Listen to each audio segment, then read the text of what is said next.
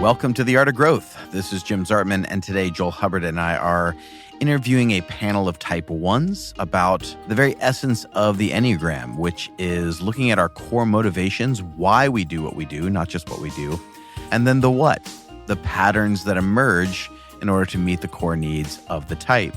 If you are new to our world, you can find out more about us at theartofgrowth.org. That is the place to reach out to us about coaching or training for your organization. It's also a place to take a free Enneagram test or instincts test, which is a really important part that we did an entire season of panels on. And all of that together really helps us understand who we are and the areas we need to grow in. Theartofgrowth.org is also the place to reach out to us. But that's it for now. So let's go ahead and jump in with our Type 1 panel. Well, welcome everyone to the Type 1 Patterns podcast. And what I'd love to do is, first of all, have you introduce yourself. Tell us your name and where you're from. I'm Pam from Chicago. And I'm Erin. I'm in Wilmington, North Carolina. I'm Sherry. I'm in Atlanta, Georgia. And I'm Gillian, and I'm from little old England. What part? The Northwest. Do you know Blackpool?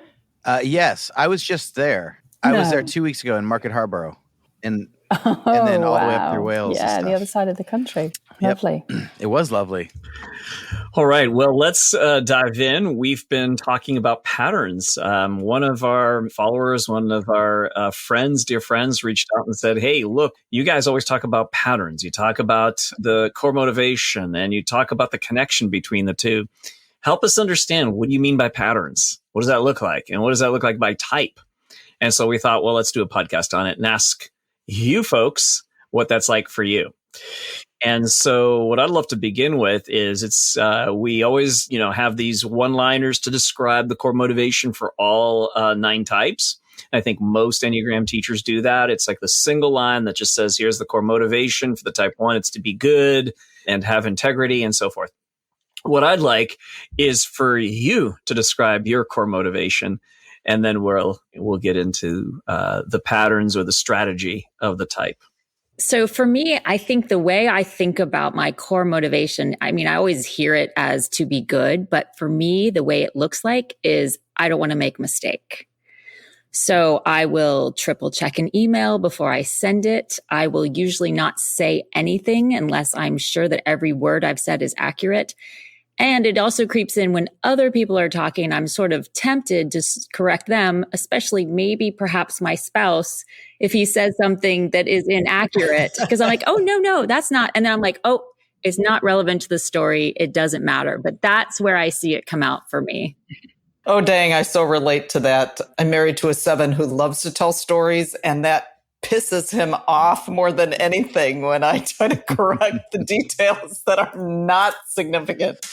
For me, when I thought of this question, I think the thing that resonates most is to be a person of integrity, like a good person, like to do the right and the appropriate thing, which includes all those things you were talking about, Sherry, like self-editing, and to minimize or prevent criticism from the outside. And that drives a lot of behaviors, which I think will come out as we talk. Mine's very similar. Mine, I want to be good, but it's more, I want to do the right thing. Like, I don't want to do anything that someone would question my motivation or question if I'm doing something just for myself. When I feel like I'm doing the right thing, I usually feel like it's the right thing for someone else more so than, and who am I to say what's the right thing for other people? But that's something like, I'm like, well, I'd rather do the right thing for you at the expense of what might be the best thing for me. And the inner critic as well. I have a hard time with my name being Erin. Her name is Karen. So I have a Karen on my shoulder, and it's trying to keep her kind of managed as well. I can relate to all of those things. I wonder if the rest of you feel as well that a strong motivation is just to be in control of everything, make sure nothing goes wrong. So that means I'm the sort of person that looks ahead to my week, looks ahead to my day, make sure that everything is under control.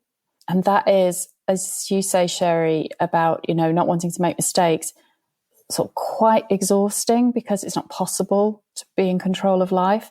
But nevertheless, you're going to give it a good go every day of the year. So I suppose in there somewhere is a desire to live life right and do things well. But more core than that, it feels to me, is that sense of wanting to nail everything down, be sure about everything before it happens. Mm. And it's going to express itself very differently from type 1 to type 1, which is why there is no single definition that nails it down perfectly for any type. Because we're trying to name this thing that's happening internally. And some of the Enneagram teachers that influenced me talked about it as the attention of where your mind and your behaviors and your emotions go. And so it like has an attention, and it's towards something that has to do with this thing of trying to be right, trying to get it right, trying to avoid mistakes, trying to be in control, trying to have integrity. I've heard other ones say, I want my life to match my values. I want my behaviors to match those. Like, to me, that's really important. And so you have all sorts of language around that. It's trying to get at this internal sense that's underneath. So let's talk about the pattern. And we're talking about the pattern and the strategy, and we're kind of using both of those words because in one sense, for some people, they say, I don't relate to the strategy because I don't think I ever sat down and mapped out how my behavior should be in order to serve that core motivation. It sort of just happened. I said, from an early age, I was behaving this way. And so we're looking at it as a pattern or as a strategy. And the pattern is the sort of way that you go about trying to meet the core need of the type. And that usually comes on very early in life. And so what I would love for you to do is just sort of maybe describe as best as you can, how do you go about meeting the need, the core need to be good, to not make mistakes, to control your world, however you would, language that. It was interesting. I get the daily Ennea thought from the Enneagram Institute. And the other day, it's just kind of said, ones are seeking integrity and improvement. And I just feel like that sort of summarizes my entire existence. But I was thinking about that sense of like doing the right thing and being in integrity. And like when I think about like that focus on doing the right thing, I feel like I do these things to prove myself as a good person, attending to the right things, the things that should be done, that other people, maybe I've internalized some of those, but it means for me, like doing things with excellence, attending to all those little bitty details, proofreading something a bazillion times and finding that one little, word or wordsmithing, doing things with intentionality and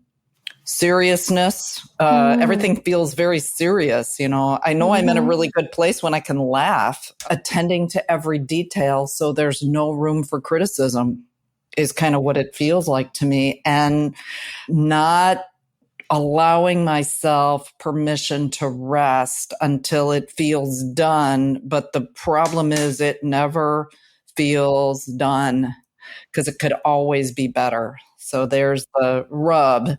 The right thing is being productive and working hard and work before play. Like a person of integrity models the right and the best way for other people and does that sort of beyond reproach and always attends to improving things because that's what you do. You don't rest until it's the very best it could be. So when I think about like at my best, I try to do my best. I try to do things with excellence and integrity and wisdom and clarity.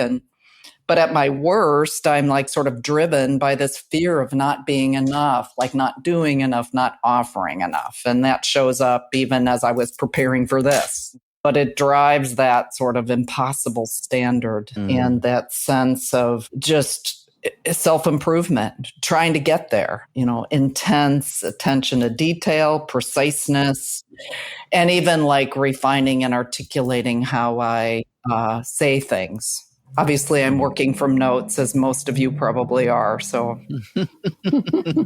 I can really relate to that, Pam, about reviewing your day and sort of kicking yourself about all the tiny things that you really feel that you, and sometimes I've even phoned people and said, I'm really sorry about that thing when I did that thing. And actually I've learned not to do it because the amount of times that I bring and say sorry and try to smooth something over that just isn't a thing. And even some people have reflected back, you worry too much. You think way too much about your impact or your choice of words or your approach in certain circumstances. But I can relate it to way back when I was at school. All my school books were all like marked up beautifully and they were all color coded and my homework was always done and it was always ready to go in like 2 days before it was due. And I used to worry when I was at school. I used to think, well, if I waited until tomorrow, would it be better if I did it then?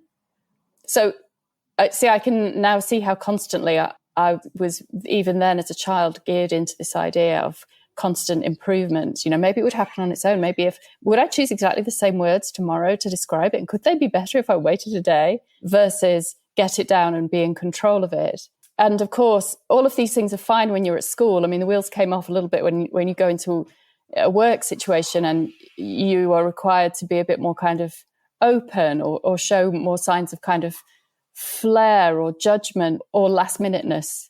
But I still have a preference for everything being done and dusted and in order way before time. Always do my homework.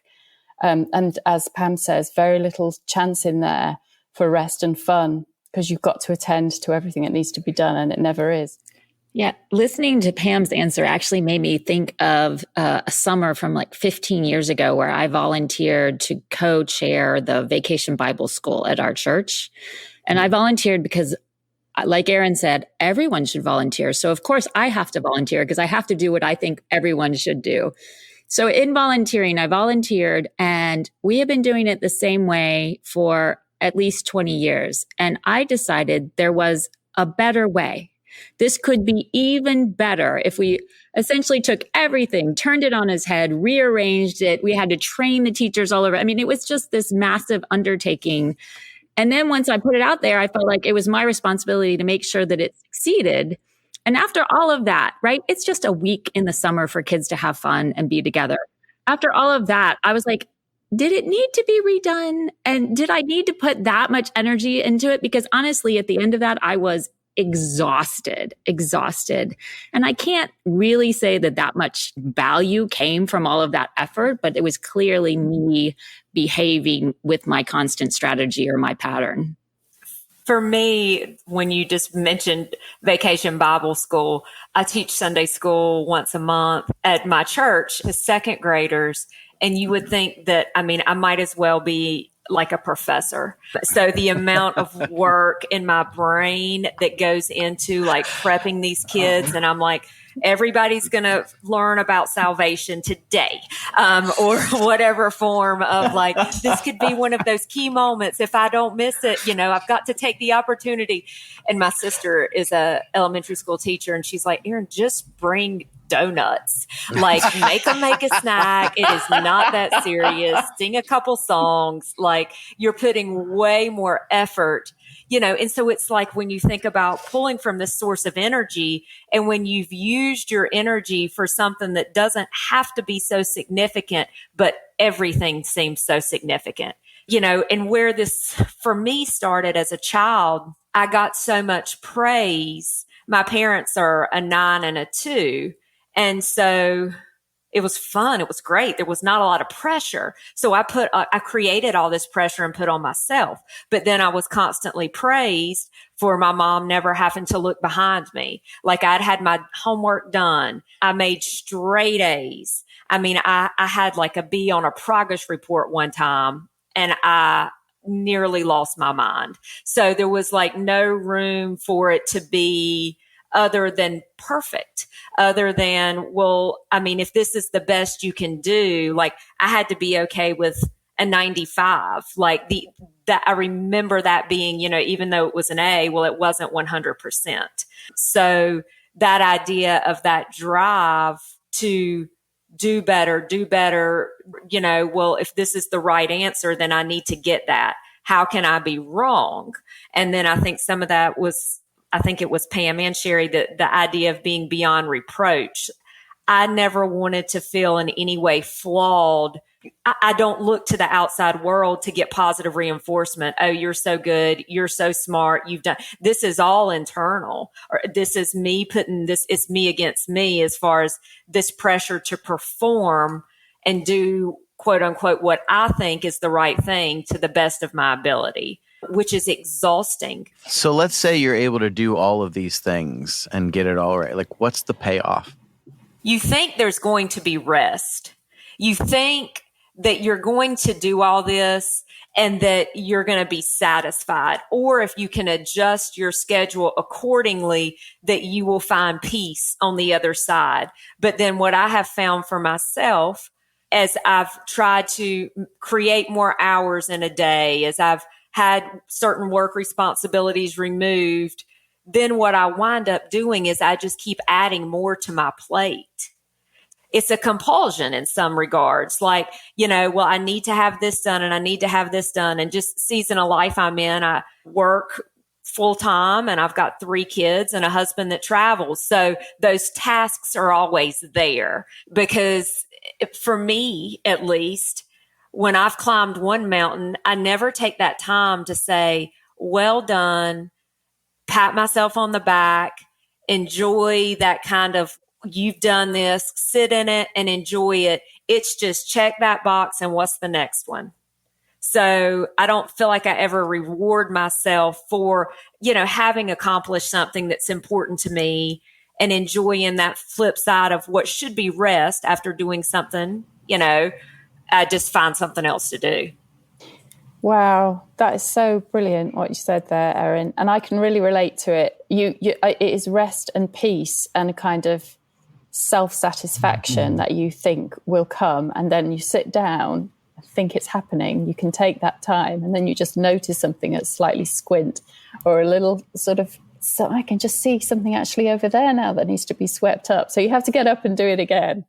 And I suppose then the closest thing to achieving that, so to getting to the other side, is running a half marathon. So you run a half marathon, and I've only done it once in my life, but then you are actually not allowed to go out running. You are actually supposed to recover, and it's actually supposed to take about a week.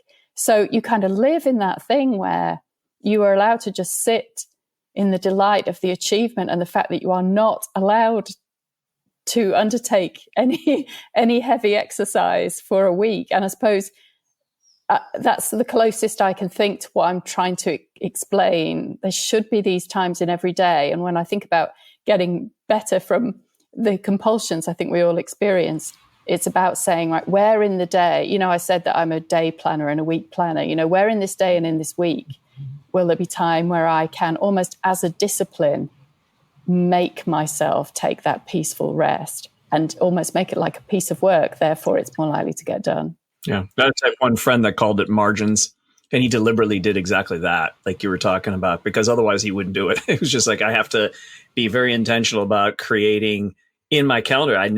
It wasn't intuitive to him to think, like, where are the margins for me to just be, for me to just allow things to be. And he had none. So he started intentionally putting that in his calendar. So, yeah. The word that keeps coming up for me, it was coming up for me when you were talking, Erin, and Jillian too, like it is enough. That I have this sense of just not being able to do enough. But I think, Jim, to your question, like, what is it? It's that sense that it is enough. Like, I've done enough. I know enough. I'm offering enough. Being able to be at peace with that is sort of like, is that the payoff at some point? That's what I hope it is.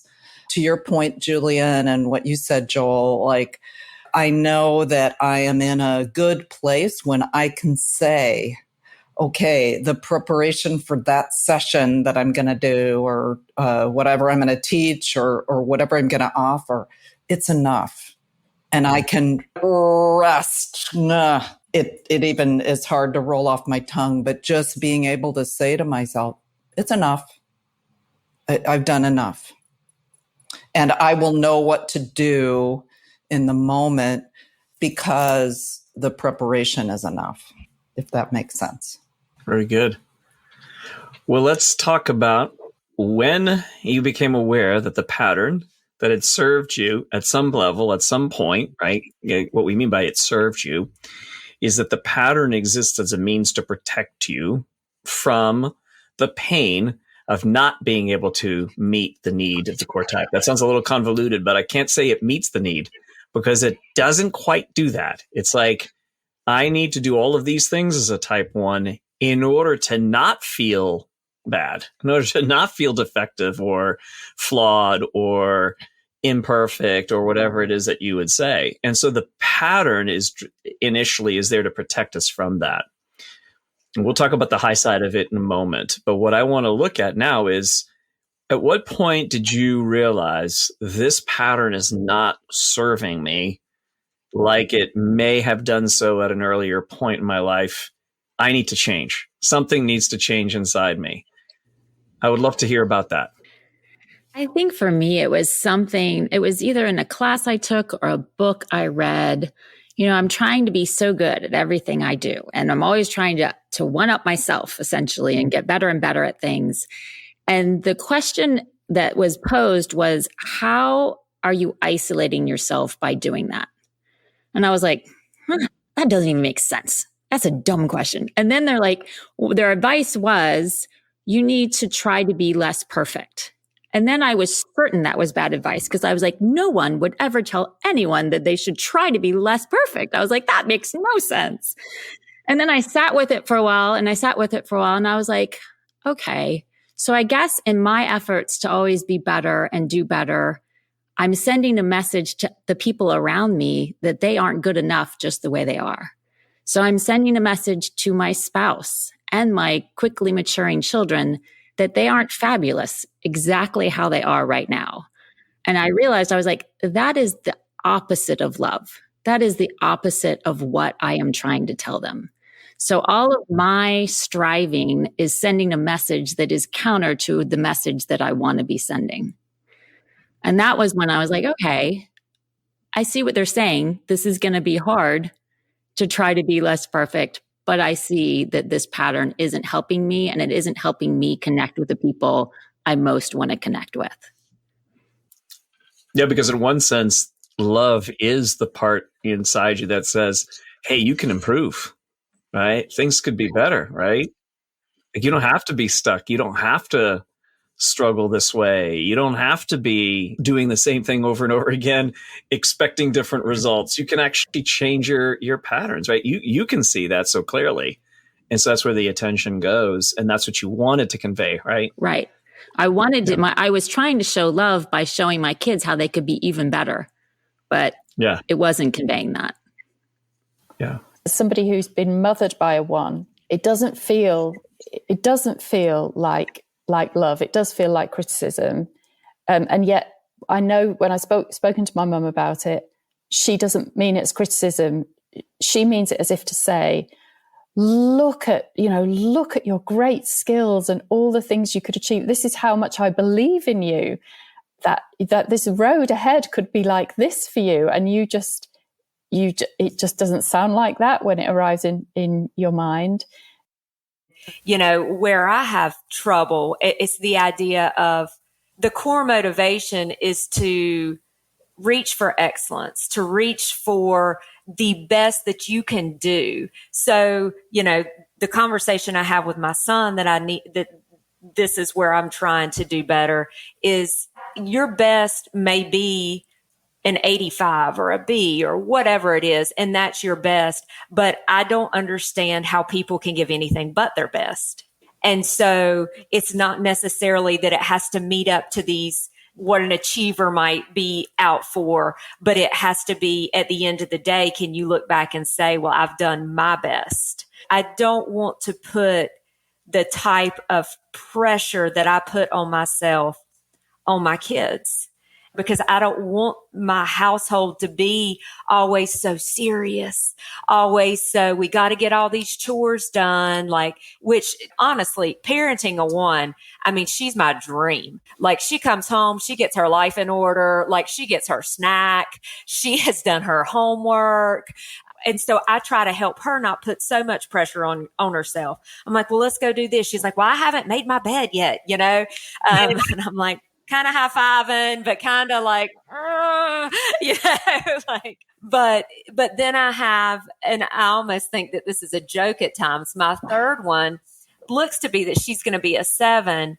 And I'm like, God is laughing, honestly, because he's given me a 1 and he's given me a 7. And the 7 is, she throws stuff everywhere. She's just all about living in the moment. How much ice cream, how much good stuff, how much of much can I have?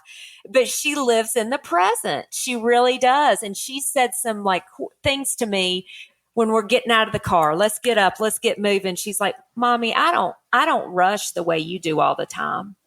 Some of these things that kind of like slap you across the face, or like where we live, we're in the Intracoastal Waterway, and we can go out regularly on the boat on these uninhabited islands, see birds, see fish, see all this stuff. And I'm like, okay, well, my little alarm is vibrating on my watch that we need to stick to schedule, and it's time for baths. And she's like, just 5 more minutes, Mom, look at the sunset, and I'm like, I want to be able to pull in and live in that freedom that she lives in. But then I also realize when she gets older, I'm probably going to have to pay a house cleaner to come and tend to her business before I come over, because I'm going to be cleaning the entire time. I'm sure of it.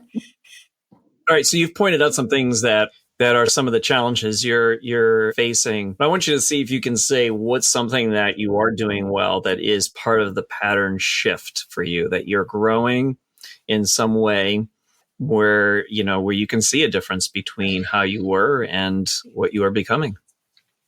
I'd like to answer that, Joel, by going a little bit back to where I knew the type wasn't working. So being very well behaved at school, like Erin, doing really well and getting straight A's and doing my homework on time and all of those good things. And it stopped working when I went to work. And I went to work for a TV news company, and all of a sudden I couldn't control my work, right? So I couldn't do it early. It's news.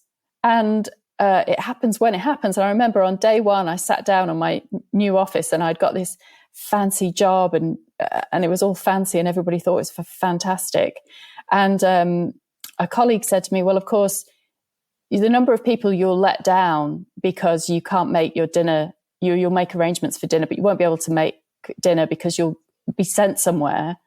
And you'll come in on a Monday morning, but by the evening you'll be in Madrid or something. You'll be covering some breaking news.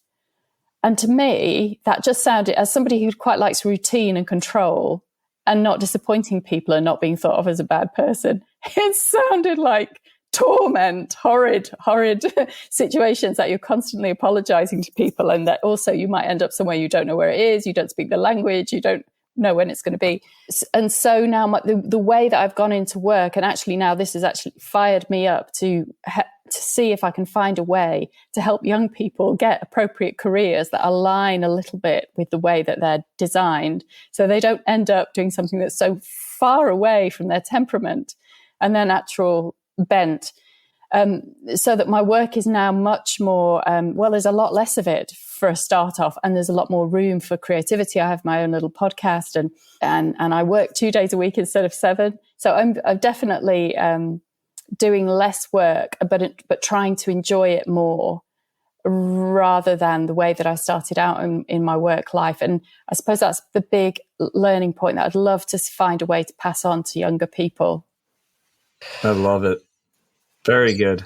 I so appreciate that, Jillian. I was thinking about this, sort of is a little bit a different angle, but I feel like I learned from early patterns. My mom was a sexual 8 and was quite dismissive of anything that sort of, took me away from being productive and doing the right things, including various messages that I got from her that I was too sensitive and too emotional. I got a lot of affirmation for getting good grades and, doing a bunch of extracurriculars and being in the honor society. And I did all those things, and there was some satisfaction in that. But the sacrifice I think I made as I look back, I couldn't see it at the time, but as I look back was like my inner landscape. And trusting my instincts, trusting that I had good intuition about things. I learned not to trust that sort of inner landscape, I guess I would call it. But the focus in doing the right things and, being good, I sacrificed my inner world. And I think I finally stepped into a space of freedom about 11 years ago when I went through spiritual direction training. And the focus on contemplative practices, listening for the voice of God, trusting the divine voice inside me and inside the people that I meet with, that I sit with, whose stories I hold, trusting the deep value of that, and trusting myself to sit in that very undefined place, which is not about doing the right thing or being productive. It's quite unproductive in certain ways. It's a very slow process of sitting with brokenness, my own and theirs, and holding it tenderly. But I learned that I had good instincts, that I could trust those in that space and that I could let it unfold, and that I didn't really need to do anything except be really present in that space. And I do some work ahead of time, if you could call it that. I leave 15 minutes before I sit with people, but it's not to study. It's just to quiet my own spirit and that voice of not enoughness that can show up so that I can be fully present for them. But I think the point is that I have learned to trust my inner wisdom. And that's one of the things, with the one that we haven't talked about, Pam, is the idea of the wisdom, the discernment, the trusting yourself to make the right decision. And I do feel like that a lot, I don't second guess myself very often. And there's such a freedom in that for me, to feel like I know what the right thing is. So that's what I'm going to do. But, and understanding that might not be the case for everyone, but what I can sleep with at night.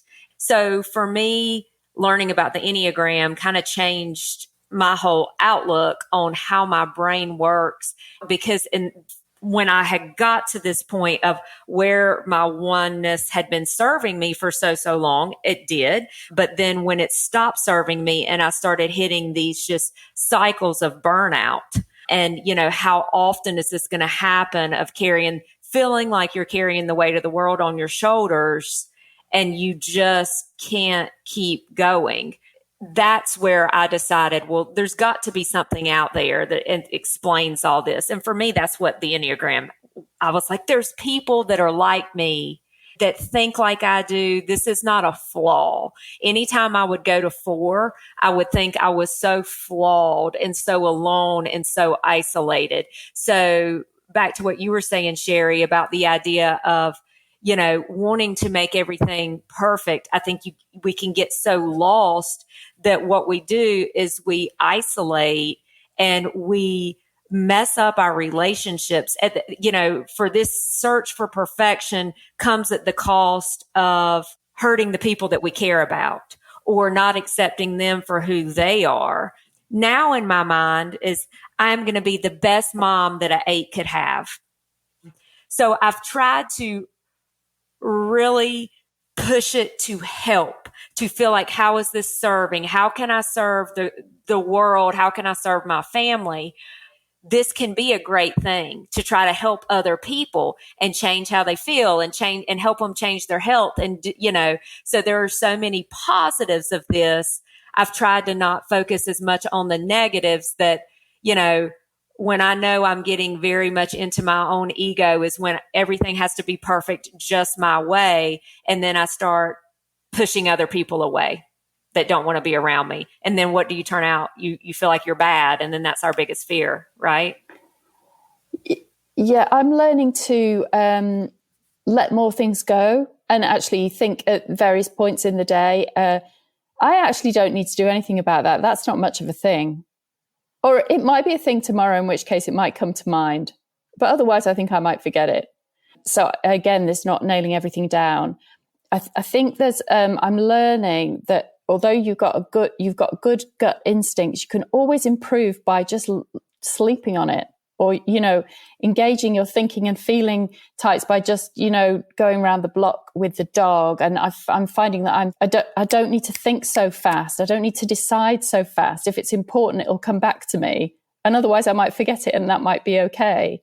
So I'm learning that your gut can go slower and your subconscious can be engaged for the overall process of improving things in your life. And overall, I think I'm beginning to learn that it's not a curse wanting to improve things. You're actually bringing a great gift to the world.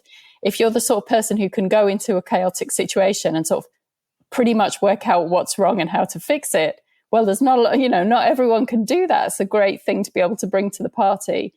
So that, and the fact that, you can make dinner for 6 at the drop of a hat. You're probably if you put your mind at learning bridge, you could learn it really well. And, the sort of things that, just to be able to trust that you can do things well and you'll be able to take things in your stride, and not worry too much. If it doesn't feel like you're in control all the time, you will probably catch up. I am learning bridge at the moment, so I'm speaking from personal pain. But yeah, so I'm sort of intentionally taking on more hobbies and making time for the things that don't seem to be that useful, but actually are just enjoyable. Just do those things. I didn't grow up because I was mothered by one. I didn't really grow up learning to take an afternoon to paint or to walk or to make sure that I did something for me. I was always working at something and making things better. But these insights that the Enneagram gives are very freeing, really. There's something, Jillian, in that I thought was really beautiful. It's kind of like this was starting at the place of peace and then working towards and using your gifts. And I love that sort of flip as far as like, I've got to do and do and do in order to get peace, is like that, the carrot at the end of the stick kind of thing. But the way you described that at the beginning was kind of like, it's not working for peace, it's working from peace. So you having that starting point and having yourself in a peaceful state by doing these things that matter to you, that kind of anchor you. And then you can use your gifts in a different way. So that kind of stuck out to me. I was like, ooh, I just heard that little in there.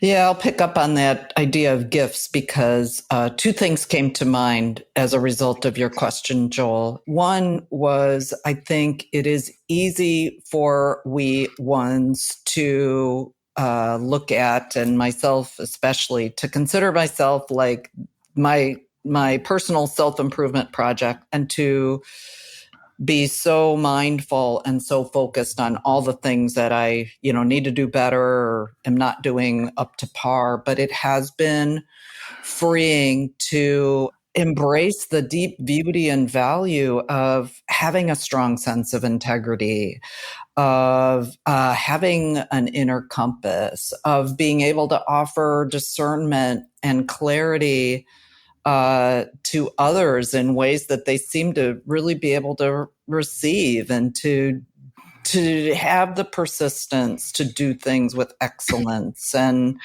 but also to know that I can release myself from some of those narratives of like having to be productive or, having to do things all the time.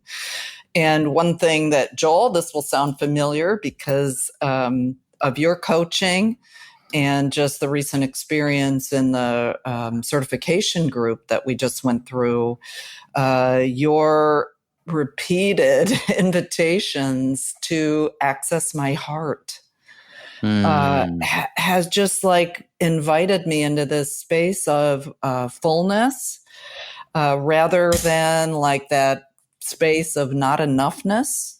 And I am finding that I am embodying the space I share with other people differently.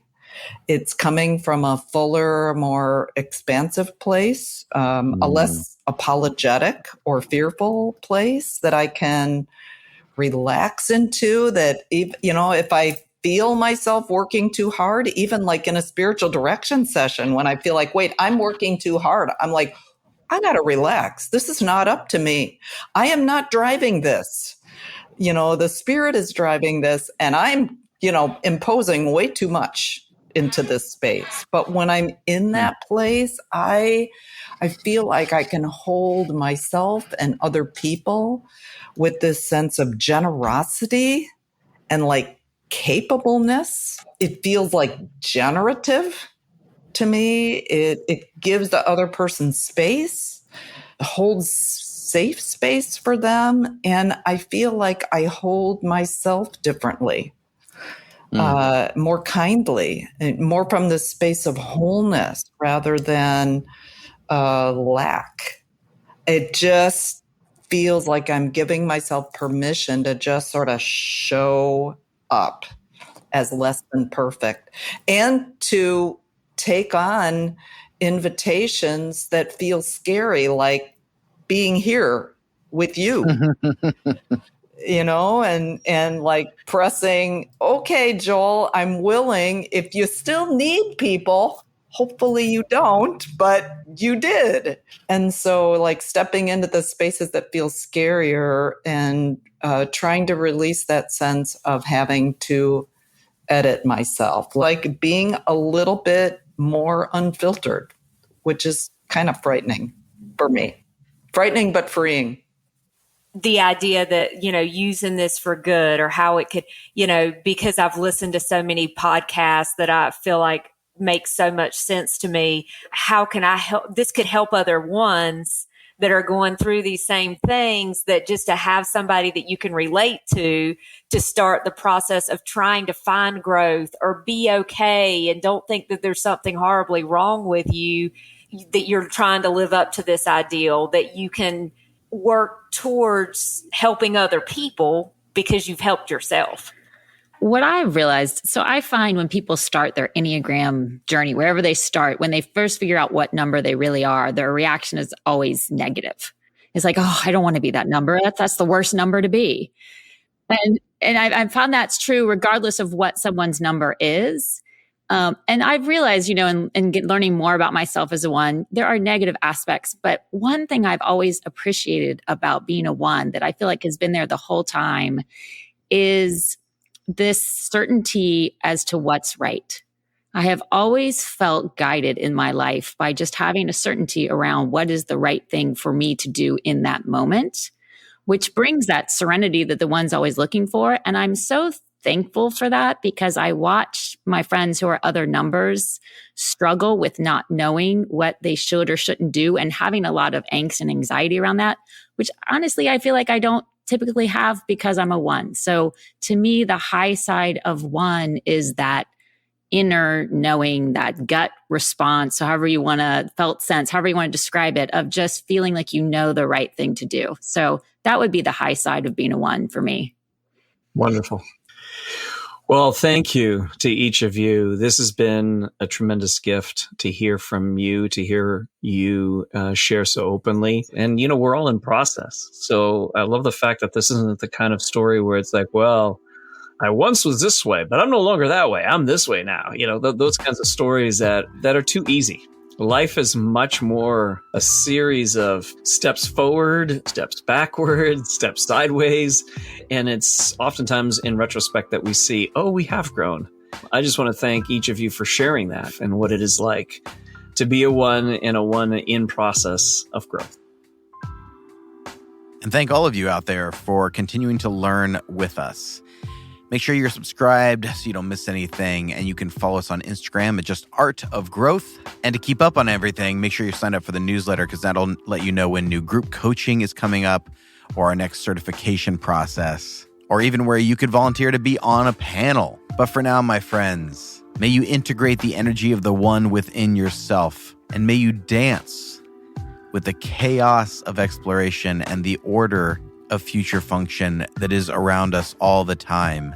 And let grace be the music over this dance of the yin and the yang. And may you remember that it is good to be you, and there is good within you to come through you. Grace and growth, my friends.